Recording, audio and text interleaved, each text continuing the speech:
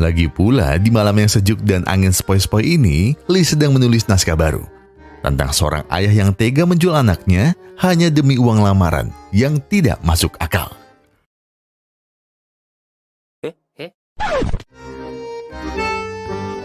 Dan iya, inilah kenyataan yang harus Lee hadapi.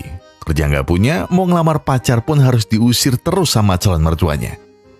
Sekali lagi Pak Tony berkata, kalau Lee serius dengan Lisa, kenapa Lee tidak mencari pekerjaan yang benar daripada hanya mengandalkan penghasilan TikToknya, yang itu juga nggak seberapa. Emangnya Lee ngerasa bisa mendapat 500 juta modal HP bututnya itu? Tak mau harga dirinya semakin direndahkan, Lee berkata kalau ia merasa tak nyaman jika harus membicarakan soal uang, dan uang. Yang mana itu bisa merusak hubungannya dengan Lisa.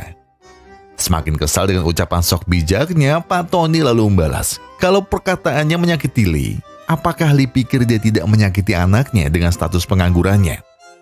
Pak Tony yang sudah muak pun segera mengusir Lee sebelum darah tingginya kumat lagi.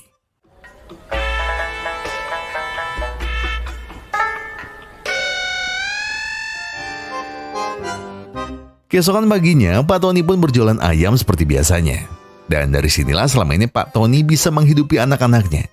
Dan karena alasan ini pula, dia tidak ingin Lisa terus-terusan menjadi tukang masak di kantin sekolah. Dan sepertinya saya salah, karena ada yang tidak biasa dari warung ayamnya Pak Tony. Udah dapat paus atau mobil, Pak?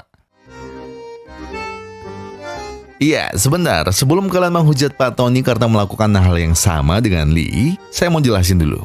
Izinkan saya membahas tentang penyebab kenapa tren TikTok ini benar-benar diminati semua orang di kotanya Lee. Semuanya berasal dari sebuah manajemen TikTok bernama Pinglize, yang saat ini telah menguasai semua konten yang ada di Cina, termasuk ladang pekerjaan yang kita lihat di awal tadi. Namun di tengah maraknya tren yang ada, ternyata grafik Pinglize perlahan mulai terjun bebas.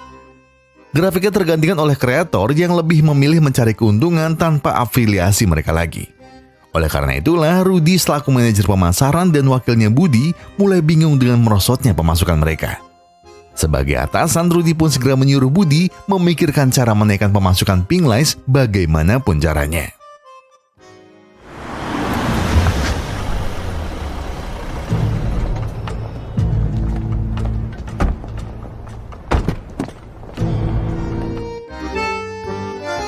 Perkenalkan, namanya Pak Han, komisaris utama Pinglize yang tiba-tiba datang untuk meminta bantuan pada seluruh